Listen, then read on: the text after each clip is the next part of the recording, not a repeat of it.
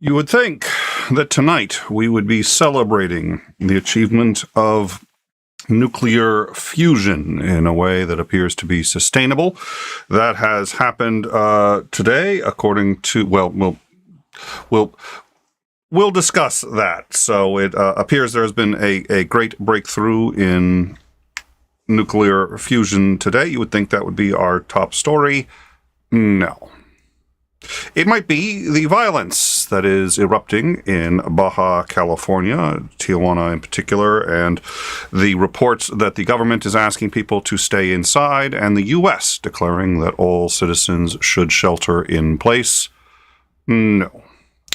No, today we have come on to discuss the information Trump carried, including the ability to determine US spies and their pay from that information. This is Overtime.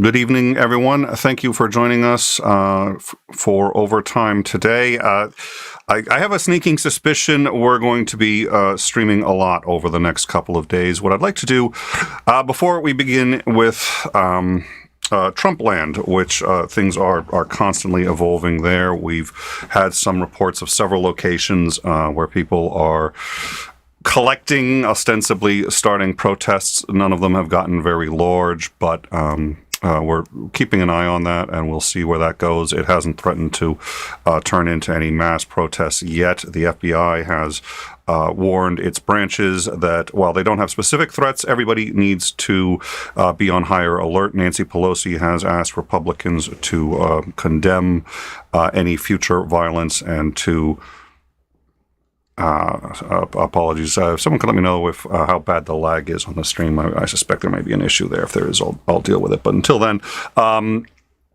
she's asked the Republicans to come out and make sure that they tell their constituents and tell other conservatives that violence against U.S. law enforcement is never appropriate. So far, to the best of my understanding, we have not heard much of a response from them on that. So before we begin, let's start with the good news. This is the inside of a fusion reactor. Now, we have learned that European scientists have made what appears to be a major breakthrough on nuclear fusion energy. This is from a previous experiment, but today they have apparently created a self-sustaining nuclear fusion reaction. This was one of the last final hurdles to creating sustainable nuclear energy. Nuclear energy is both safer and produces less byproducts, less nuclear byproducts. We're going to take a look at this. This looks to me to be like CGI, but my understanding is that this is in fact the inside of the fusion reactor. So you're going to see now a 5-second chain reaction inside a nuclear reactor.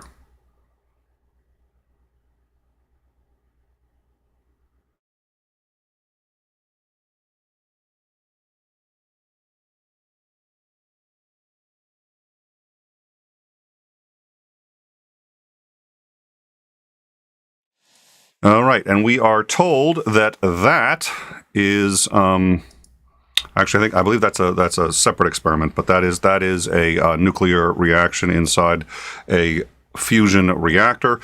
And apparently today there has been a major breakthrough. We've got a little information on that on our Discord. We'll be following that more on our science channel for those of you who are interested. Obviously, that's a huge story. I'd love to be able to spend a lot more time on it.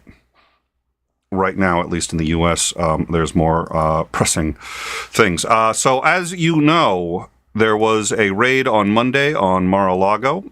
They recovered 11 sets of classified files at different levels of classification. We've discussed this now twice previously on In Time.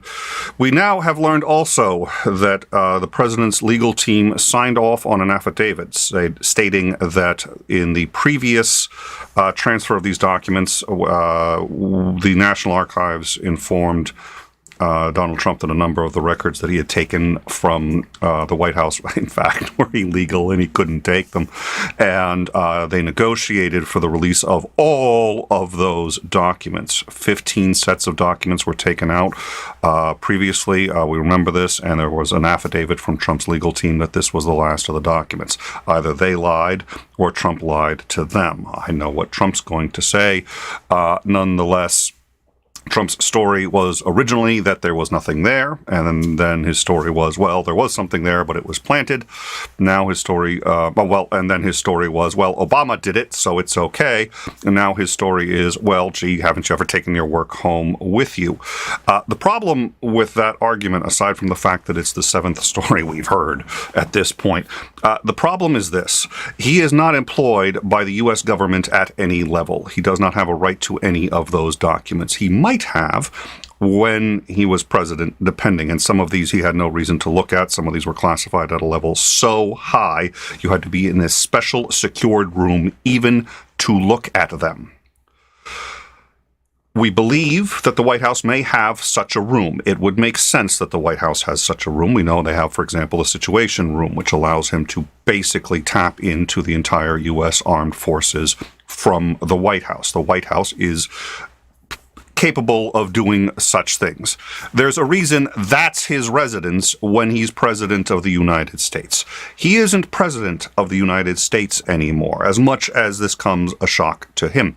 So the argument I was taking my work home with me really doesn't fly. Having said that, it's also been argued that the president is essentially the sole arbiter of what is classified and what isn't, and that he can declassify documents at will. First, this has since been modified to say that he must at least declare them post hoc to be declassified. He cannot release a document deliberately or on purpose, then later discover that it's classified and then say, oh, well, I declassify that. No, he can do that post hoc, but it was classified when he released it. The argument that was used in the Valerie Plame case, which we will be discussing because you may remember, was a non-official cover agent with the CIA. She was the highest level of spy that we're aware of that the CIA has, and she was outed by Vice President Dick Cheney, essentially retaliatory for her husband being critical of his administration. At that time, the documents that demonstrated that she worked for the CIA and was in fact an undercover spy, an operative working on behalf of the U.S. government, that information was classified. It was released by the Bush administration, and it was argued successfully that since Bush can say that any document is declassified, well, if he decides it wasn't classified, then my biggest problem with this argument is, of course, it's post hoc. He didn't care that it was classified, probably didn't realize that it was classified.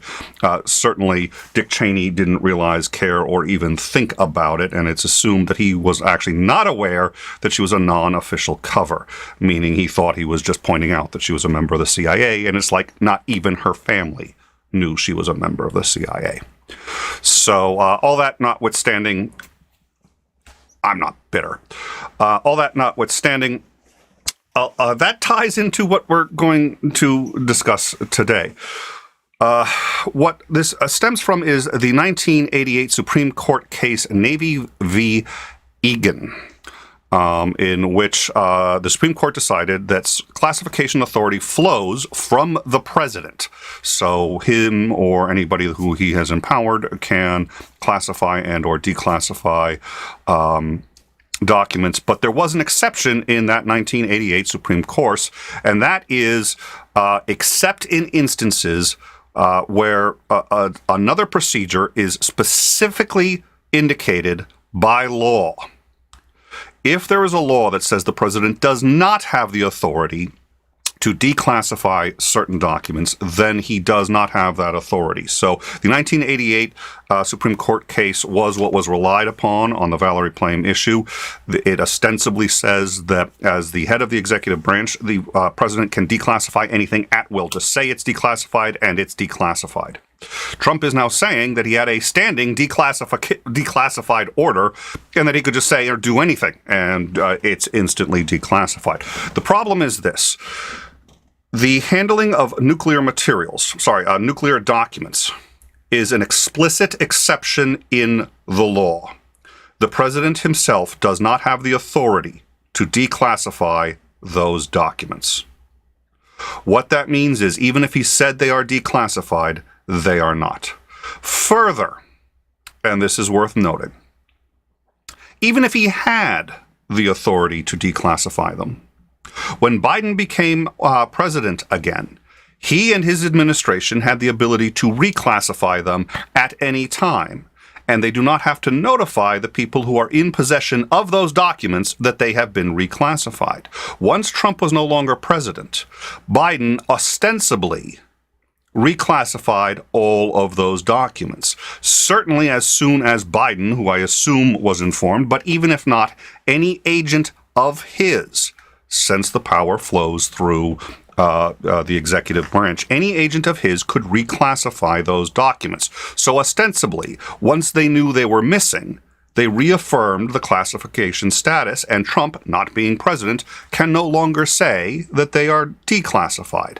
In any case, it appears that there is no way to get around the fact that Trump was in possession of at least 11 sets of classified documents, and some of them at, again, the level that we discussed, where he ostensibly should not even have been in possession of them, probably even as president. We've discussed this. We discussed this on our Overtime with Commander McMillan, and I think we also discussed it somewhat on we discussed it in off time. I'll get the link to that in the description below with Commander McMillan. We also discussed it on overtime when we had Zandring and McMillan on. But he is not permitted to have them. He is not permitted to have them, especially, he's probably not permitted to look at them. He's not permitted to have them in an unsecured location, and secured is not a padlock or safe. Secured has very specific detailed definitions for most of these documents, and he didn't follow any of them. This is so serious at this point that the FBI is fingerprinting all of the documents to see who has touched them, because they want to know who's seen what these documents are. That's how serious it is. Trump is now suggesting that he also did not know that at least some of these documents were there, and they were accidentally placed there when the records were being transferred, and his personal property was being moved from the White House to Mar-a-Lago, that the transition team apparently just accidentally took our most classified documents that you can't even get out of the room and placed them in his safe in Mar-a-Lago. Moving on.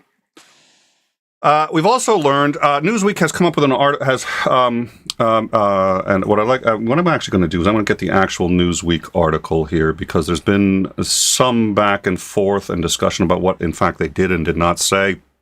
And right before air today, we decided to really try to break this down and figure out exactly what Newsweek is claiming. A number of pundits on the left are claiming somewhat more than we know, but what we know is still pretty damning.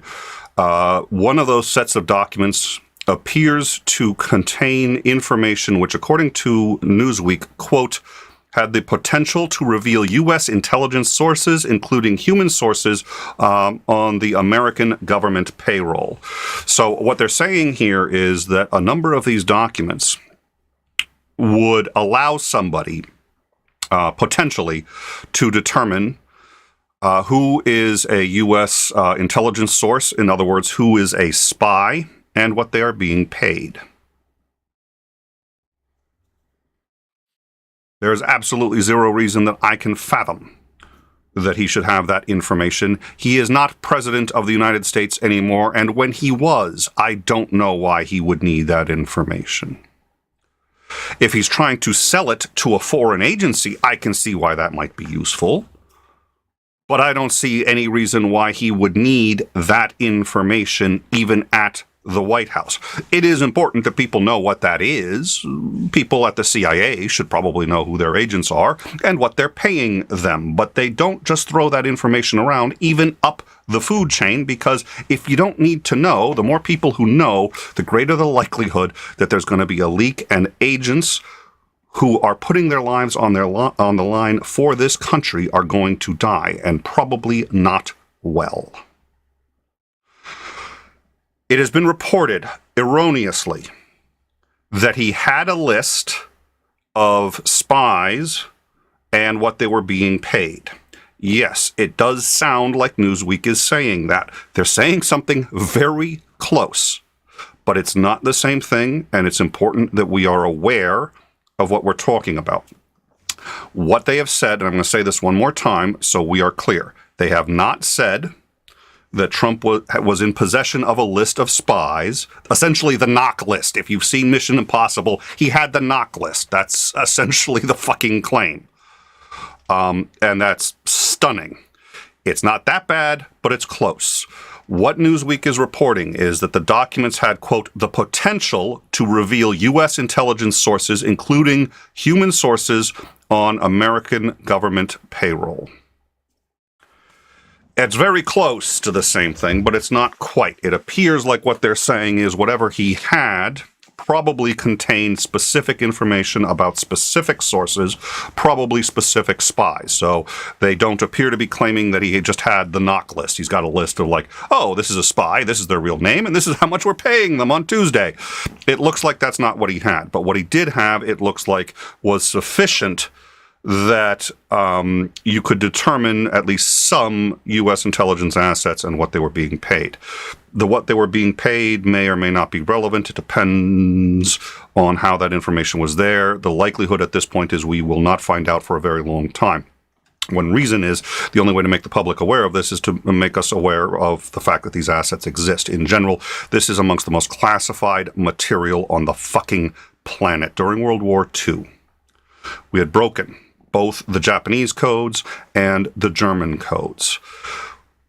We deliberately did not tell our own ships of enemy movements of U-2 submarines that could endanger those ships and ultimately did attack American ships and sink them.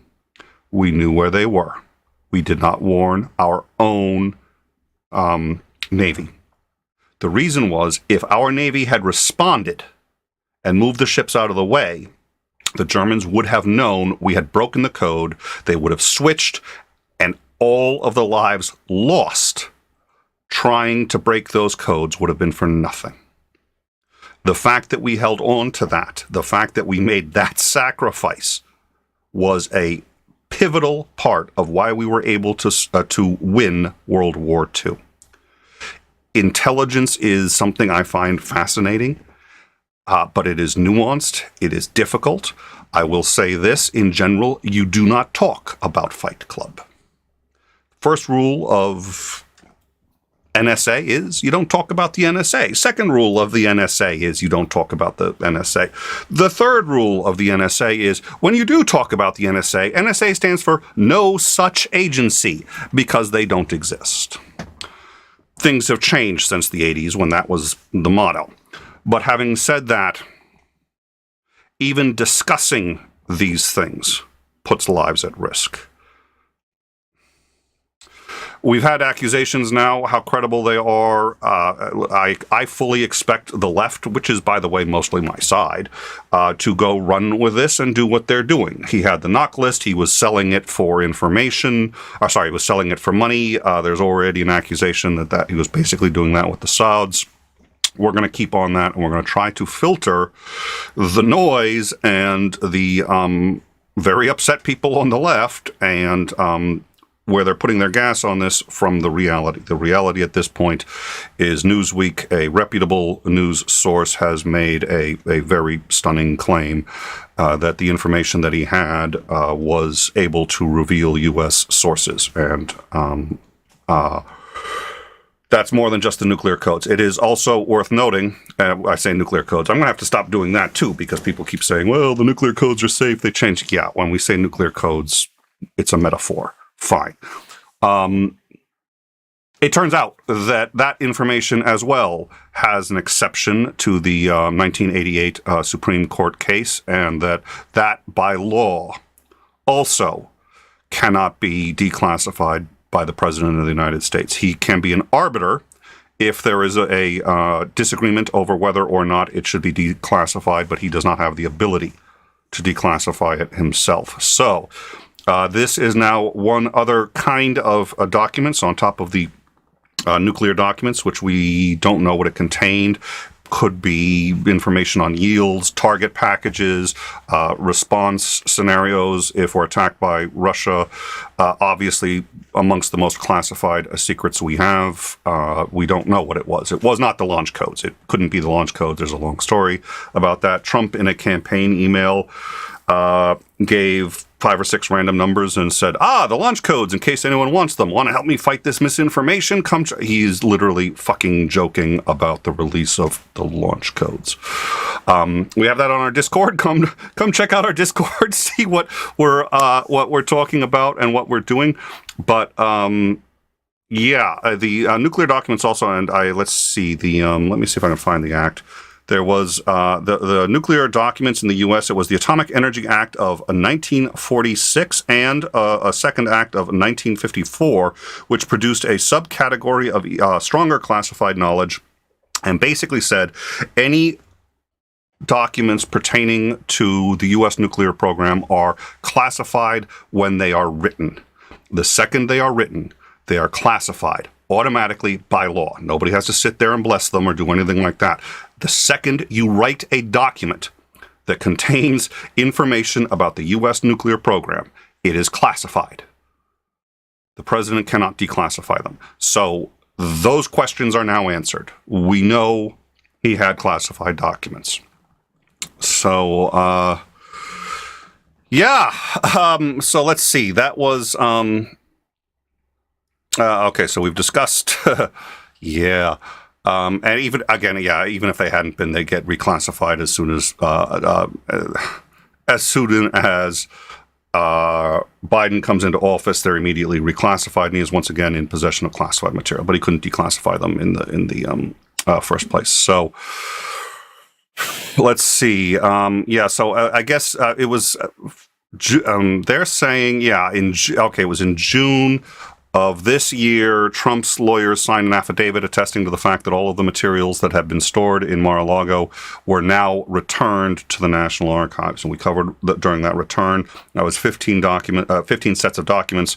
We now have this extra 11 sets. So that affidavit, it turns out, we believe at this point, was actually included in the request for the warrant, and that is part of the conspiracy to withhold documents and to obstruct a federal investigation. So it's. I keep saying this. I don't know how to. You run out of words. I'm a writer. I'm fucking out of words. It's staggering how serious this is at this point. I don't know. We're trying to sort of spitball. We're talking to every source we've got who's anywhere trying to spitball what comes next. The idea that a lawyer on Trump's side explains to him just how serious this is, manages to get him to make some kind of plea deal. I don't know. We've seen him get out of stuff before, but as we said, I have zero doubt at this point. I'm not concerned about defamation when I say I have zero doubt. In my mind, he's guilty of money laundering. We know what's been happening at Deutsche Bank. We've been following that one, his taxes, the whole 9 yards. We also have Manafort. 5 days ago, Manafort came out, and we touched on this briefly, but it's worth mentioning again. Manafort came out and admitted that they were handing polling data from the Trump campaign with Trump's authorization, polling data from the Trump campaign to the Russians. Now, you may say, well, gee, it's just polling data, but that's collusion. That's illegal. You are not to do it. They are a hostile foreign government. When asked why he did it, Paul Manafort said, oh, God, no, it's not because I'm a traitor. Oh, dear Lord. No, and I'm not trying to help the Russians. No, they just gave me a lot of money. I did it for the money. That was his defense. That was 5 days ago. He apparently has given an interview. In that interview, he expands more, but our understanding is at this point in that interview, for the first time, he admits to the collusion and to sending Russians campaign information from the Trump campaign with permission. Don't even know how to. Now, for those of you who are shocked by this, we did want to play something for you. This is a video. Some of you may remember this. This was an interview given on CNN. So let's put that in the main window here. He was asked specifically about Trump's finances, and we already knew at this point that Trump had gotten the hotel approved in Russia. That would not have happened without Putin signing off. So the question is, well, gee, you think maybe there's a little tit for tat going on? Trump should have divested himself of all of these assets to avoid even the appearance of impropriety. The reality is, it is possible that his hotel would have gotten approved anyway. But it is a guaranteed certainty that if Trump has financial control over, if Putin has financial control over Trump, by means of investments that Trump has in Russia, that is a conflict of interest. There is no way around that.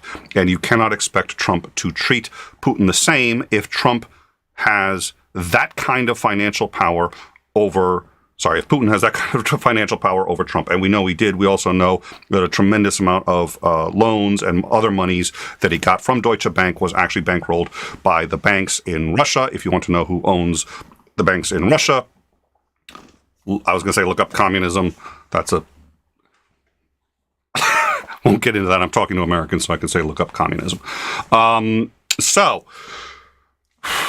This was an interview that he gave when he was the chairman of the Trump campaign. This was in as they were preparing for the 2008 election.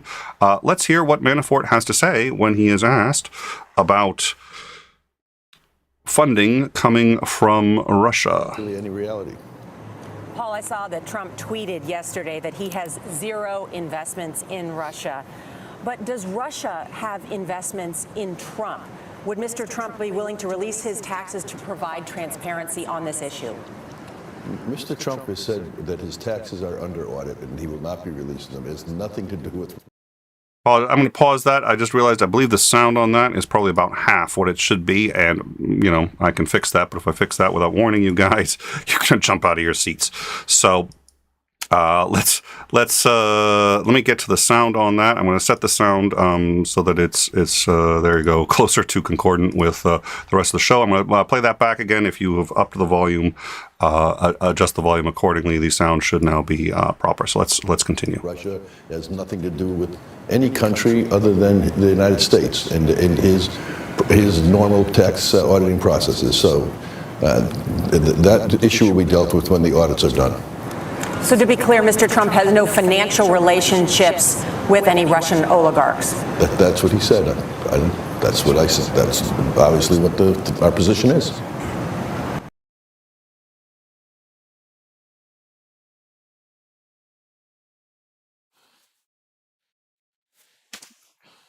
You heard it here first. In regards to, you didn't, this was 4 years ago. Apparently, Trump said he doesn't work with Russians, and that's what he said, and that's their position. So, we'll find out more, obviously, about the Manafort interview. And, yeah, all right, hold on one second, stand by one. So what I'm going to do now is I'm going to quickly check the live chat, and we'll see... Grammar Kami, in time, it's informants, not agents proper. It's my understanding. Let me read that again. This is why it's an important distinction. So thank you for bringing that up, and let's take a look at it. It sounds like they're saying human assets. Okay, so they say human sources on the American government payroll. It's U.S. intelligence sources. May or may not be spies. Any spy is a U.S. intelligence source. It sounds like it's leaning towards maybe officials that we've bribed or paid off in foreign countries. But my read of this and my understanding of the language as it appears to be used here is when they say U.S. intelligence sources, that does not mean just sources that were not trained by the U.S. government and not officials working for the official CIA spies. It doesn't preclude that. It suggests, it certainly includes non-CIA operatives or just informants of some kind. It includes that, but it does not preclude spies. We don't know. And I think that's an important distinction. It may be that they meant something else by that. I don't know what Newsweek meant by this language, and we haven't seen the documents. But my read on this is that CIA spies could fall under that category. So I think that's worth knowing. So if we're wrong, we can correct that. But that's how it's. Sorry, Hunter, no Klondike bars. I have no way to get them to you. I'm going to quickly, like I said, I'm going to check the live chat again and then just make sure we're up to date. We'll do another very brief rundown. We've covered the gist of it. I think it's worth the documents that he had. Clearly, he contained human sources, intelligence sources. That could mean anything, but it's obviously, I don't know why he would have documents that would contain that information, and including what they were being paid, which is problematic for any number of reasons. So let's see. Why doesn't Trump just save himself a lot of grief and claim to be an utter incompetent? He lies so much. If he said it, I'd start to think that maybe he's a mastermind. I don't believe a word that comes out. The only times he's told the truth, it's been by accident that I can tell. So it looks like, no, I'll do a rundown in a second. We'll cover it. Colson, TS-SCI documents don't just walk out of the room. Yeah, thank you. I had forgotten it was the, okay, so it's top secret SCI. So it's the SCI. SCI documents do not just they don't just walk out of the room. They don't accidentally show up in somebody's, they do not, there is no set of circumstances where TS-SCI documents show up in your house. I don't care who you are. It doesn't happen. The only house in which they maybe can be shown, and we don't know for certain, is the White House. If they have the kind of room that's designed to deal with that, it wouldn't surprise me when he's living in the White House because he's president. Yes, he can take his work home with him. He's not president anymore. Let's see. So it looks like what we appear to have at this point is, as you recall, in, I think it was February. Yeah, I think it was February. I should get the date of that now because it looks like it's going to be relevant. But if I recall, it was February. It was early this year. 15 sets of documents, including classified documents that he was not permitted to have, were taken out of Mar-A-Lago. This was done, it was deliberately done as unobtrusively as possible. This means that the National Archives negotiated with Trump to get the documents out and get them out safely. As early as last month, Trump's legal team certified in an affidavit that there were no more classified documents in Mar-A-Lago. Mar-a-Lago was raided on Monday, and 11 sets of documents at all levels of classification were removed. This includes the SCI classification of top secret, where the documents cannot be viewed except in a special room designed explicitly for viewing documents classified at this level. Documents at this level are not shown to anyone except on a need-to-know basis. That includes the President of the United States, who is left out of the loop on many of these kinds of documents. He doesn't need to know why you would tell the President who's getting paid what in terms of sources, intelligence sources in other countries, there's no need to tell him that. And the more people you tell, especially ones who don't need to know, the greater the likelihood the secret's going to get out. So, obviously, the affidavit was false. That's obviously extraordinarily serious, and he's lying to, I don't know what agency at this point. It's either the Justice Department. I have no idea, but clearly he was being asked either by the National Archives, which I believe works for Congress, or he was being asked by a law enforcement agency in the executive branch.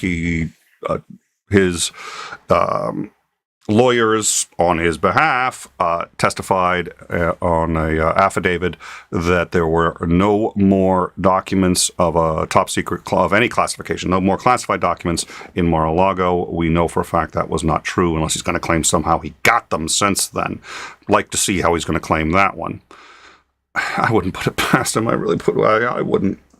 All right, moving forward. So it appears now they've got him on lying about possessing these documents, so that explains the third charge against him. I don't see how they don't have him dead to rights on that. That's an affidavit. I think what he's probably going to say is, I told my lawyers I have them all, and they lied. Everybody throws their lawyers under the bus. Very rarely do you believe it, because the lawyers have no reason to lie for their client in a situation like this, and every fucking reason not to. So, I'm just telling you, I wouldn't get into this, except we all know this is what he's going to say. He's going to say he told his lawyers he had all the documents and they lied in the affidavit. There is zero. I'm just right now, just to head this off at the pass, we're going to see this tomorrow. I guarantee you we're seeing this in the news tomorrow. He's going to say his lawyers lied. His lawyers aren't going to want to say that, so you're not going to hear that from his lawyers. You'll hear that from somebody else. At any rate, he's going to say his lawyers lied in the affidavit. They don't care if he's got the documents or not. It doesn't influence them. They get no money if he's got the documents. There's no reason for them to lie about this. Absolutely zero reason. If he said, I've got the documents, they, as officers of the court, have to tell the court that he's got the documents. They can't lie on his behalf. In most cases, it's immediate disbarment. In this case, it's jail time. And what do they get out of it? That's going to be his claim, so I'm just letting you know now when he says his lawyers lied. Fuck it, they didn't. I'm not even going to try to be reasonable on this. They didn't. So, and the right now, since his lawyers represent him, that I can see the way this is shaking out in the news is he lied, and that's accurate. He lied. It's a sworn affidavit. His lawyers were speaking on his behalf. At any rate, they pulled out what appears to be 11 sets on Monday of documents at all levels of classification. At this point, we know for a fact that some of those documents were pertaining to the U.S. nuclear program, and he could not declassify. There's no other means for them to have been declassified, so he was holding classified material. Some of that, according to Newsweek, had the, quote, potential to reveal U.S. intelligence sources, including human sources, on the American government payroll. At spies of some kind, even if it's not a U.S. spy, if it's a spy that you flipped, if it's a human source, it's somebody who's giving you intelligence that they're not supposed to be giving you. That is also considered amongst the most classified and secret information we have, for obvious reasons. I explained why earlier in the show. Go back there if you missed it and would like to see that. But that kind of information as well is explicitly covered by law and is not covered by the, let's see, it was the 1988, I think it was 1988, Supreme Court Navy versus 𝐒𝐲𝐿 decision, which means he did not have the ability to declassify those either. In any case, we now have what appears to be two different kinds of documents that he had. One kind that included U.S. intelligence sources and possibly their...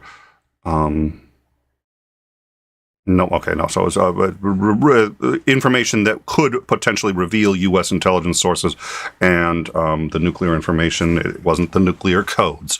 That's not how the codes work. That's not how any of that shit works.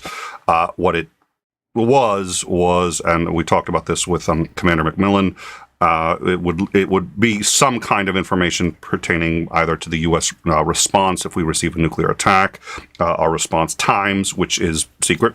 for a reason, and it's a good one.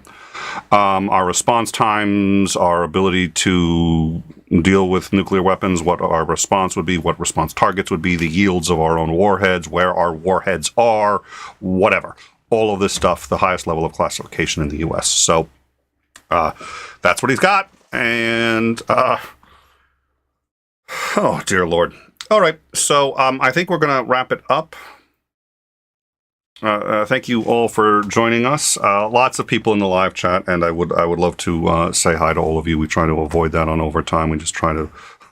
It's tough for me. I'm not naturally brief, but we try to just hit the facts, and we'll discuss this later. But thank you all for joining us. I see a lot of names there, and always love it when you guys come by. So thank you.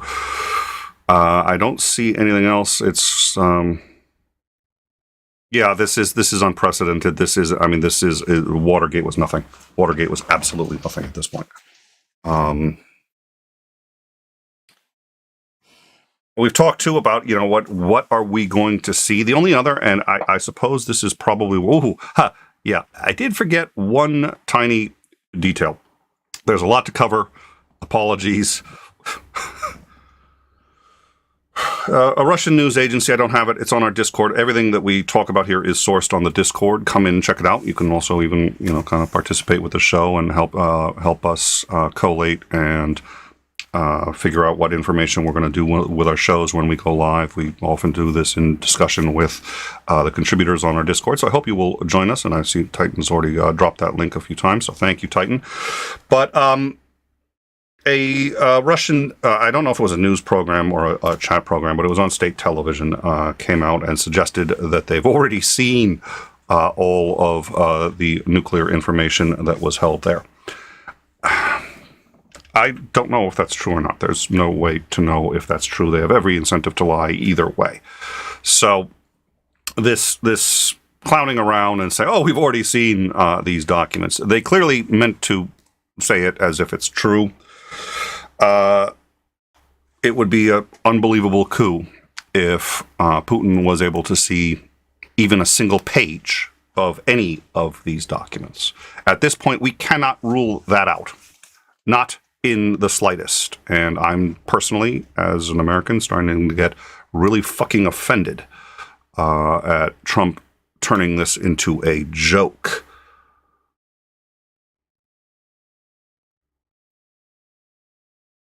I've said the story before about my grandfather in World War II. I'd like to think that if he hadn't have been in World War II, I'd care enough about this country to realize that the people who serve, whether military, intelligence, whatever, without them, we don't have a country. You can't be a patriot in any sense of the word and not support our military. It's okay to criticize when things like Abu Ghraib happen. You have to. And you have to realize what we as the citizens who are supposed to be doing oversight, how we failed. Because some of Abu Ghraib is on us too. I'm not saying they're above reproach, but holy fuck, they die for this country. I didn't choose to do that. I get offended when the Republican Party says I'm not a patriot, and they talk about patriotism, and they defend this shit, and that this country hasn't come to a grinding halt so that we can talk about what the fuck just happened here. And what this man, who I don't think cares about anybody but himself, and certainly doesn't care about our military or the assets of the people that he's throwing under the bus. What this man is doing with these documents and why, and start to have the real serious conversations, because it's been suggested that he should get the death penalty for this. And while that's not going to happen, you know that, I know that, whether it should or shouldn't completely off the table, it's not going to happen. The fact is, that is the level of crime we are talking about here. And it would be nice if people on the right started realizing that this isn't the left spitballing and trying to take the right down. This isn't Hillary Clinton's emails. This isn't pick a thing. It's the rhetoric coming out of Trump's side on this is genuinely fucking offensive. And if I'm going to say this, I said I hate using these labels, right? I hate calling people on the right. I hate calling people who voted for Trump racist. They're not. There's certainly a disproportionate number that are. But just because you're voted for Trump doesn't mean you're a racist. There are a lot of people who are very angry, and understandably so. And some who even knew he was a fucking fraud and voted for him. Disagree with the line of reasoning. I disagree that you can get so pissed at the left you're willing to put this guy in office. But you could do it and not be a racist. You could have other reasons, and maybe good ones, but all that notwithstanding. When the right says, I want to give sympathy to the terrorists because I wanted to understand why they were attacking us so we could maybe not make enemies faster than we kill them, that made me a terrorist sympathizing liberal. That means that I hate my country and I'm not a patriot. And many liberals would sit there and say, they're all fucking racist. They're all racist south of the Mason-Dixon line. They're all fucking bad. Neither of those things is true. And they're both very fucking dangerous pieces of rhetoric. But I'm gonna engage in this now just a little bit and say that if you don't take this seriously, and maybe we'll find out he's completely innocent at the end, but stop with the fucking, this is okay bullshit. Something very wrong is happening here. And if you don't recognize that and you don't care about that, you are not a fucking patriot. Never were. Period. End of discussion. That is overtime. We will be staying on all of this and going live as necessary.